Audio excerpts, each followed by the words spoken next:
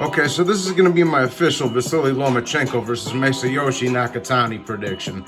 First of all, let's go through the tail of the tape. Lomachenko stands at 5'7". He has a 65.5-inch reach. He is 33 years of age. His record reads 14-2, with 10 of those wins coming by way of knockout. We all know Vasyl Lomachenko is a former, in my opinion, was the former #1 pound-for-pound fighter in the world. Up until losing to Teofimo Lopez, obviously. Now, in my opinion, Lomachenko should still be on everybody's top 10 pound-for-pound list.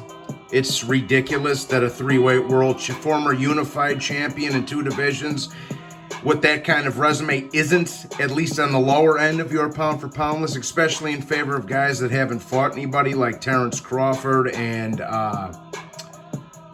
Charlo. Like, get out of here with that shit, man.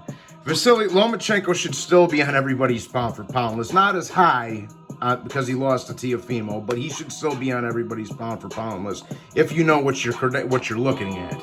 Okay, let's get that shit straightened out. But Masayoshi Nakatani stands at 5'11.5", so we'll call it 6 foot. He has a 71-inch reach. He is 32 years of age, and his record reads 19-1, with 13 wins coming by way of knockout. Now, interesting enough, both of these guys have a loss to Teofimo Lopez, and they both gave Teofimo Lopez all he can handle.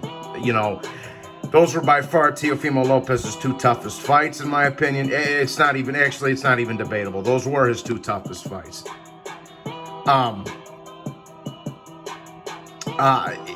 It's going to be interesting, man, because Vasyl is so skilled. He's so elusive. He's so, established. But he's so much smaller than Nakatani, man. Nakatani's a good fighter, bro, who can punch. We all saw what happened in that last fight with Felix Verdejo, who's an Olympic medalist himself with a big pedigree, and we all know Vasyl Lomachenko's the greatest amateur that ever lived.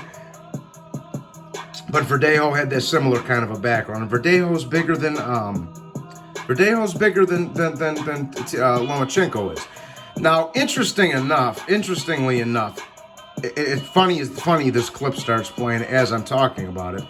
I felt Vasyl Lomachenko beats Orlando Salido rather decisively, not to mention all the dirty tactics that were not even including the low blows and the incompetent Lawrence Cole as the referee. I legitimately thought Lomachenko would beat Salido, and I rescored that fight 3 times on my old channel on live streams. Okay. So interestingly enough, Loma's only real loss is to Teofimo Lopez in the professional ranks, and Nakatani's only loss is to Teofimo Lopez.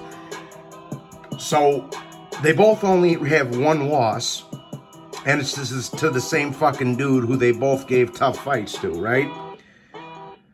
Now, me personally,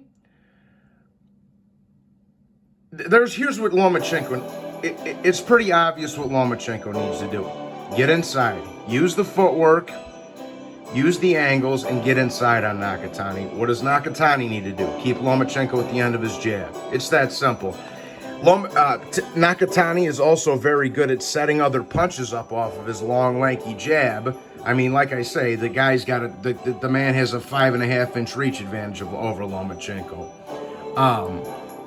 But it's going to be interesting to see how Lomachenko can close the distance and get around Nakatani's long jab.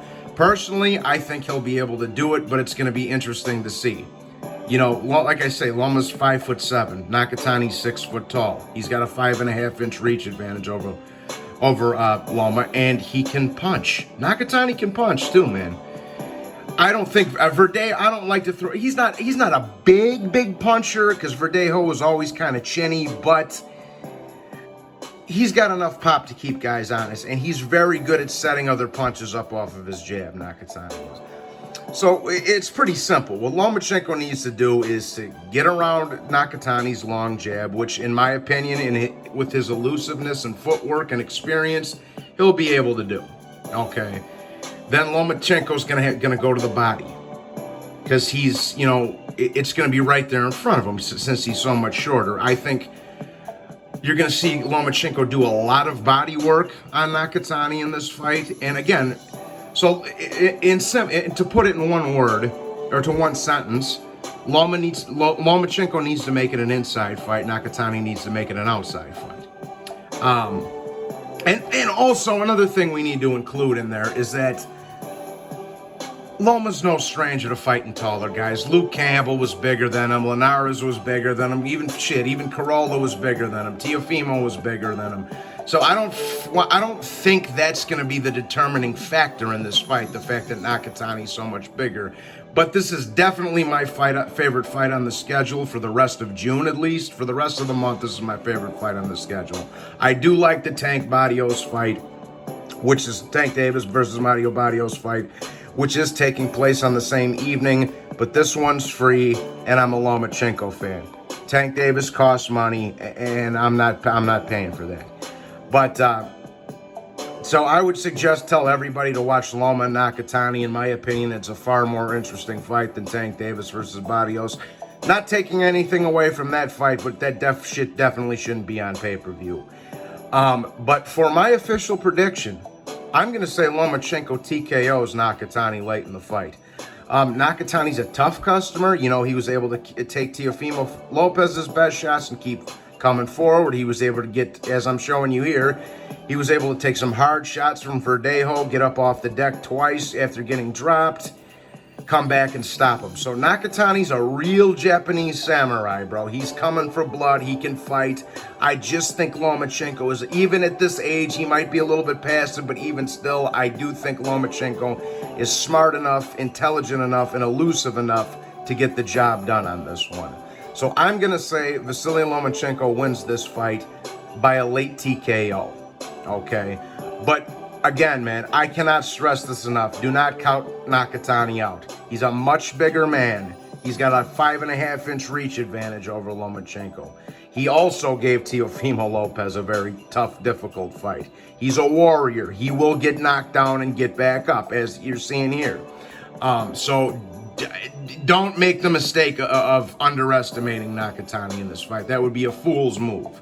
You understand? But ultimately, yes, I do favor Lomachenko to win this fight. I think Lomachenko is going to be able to get around Nakatani's long jab. Like I say, I think he's going to do a lot of good work to the body, and I think Lomachenko has a chip on his shoulder from what happened in his last fight with Teofimo Lopez. I think he kind of feels like he's got a score to settle and a point to prove. So I think Lomachenko's got that extra added motivation into it as well. You understand what I'm saying? But all in all, I can't wait for this fight. Like I say, for the remainder of June, this is definitely my favorite fight on the schedule. So I can't wait to see it, guys. Should be a hell of a fight. I hope you enjoyed the video. God bless you all and have a wonderful evening. Salud.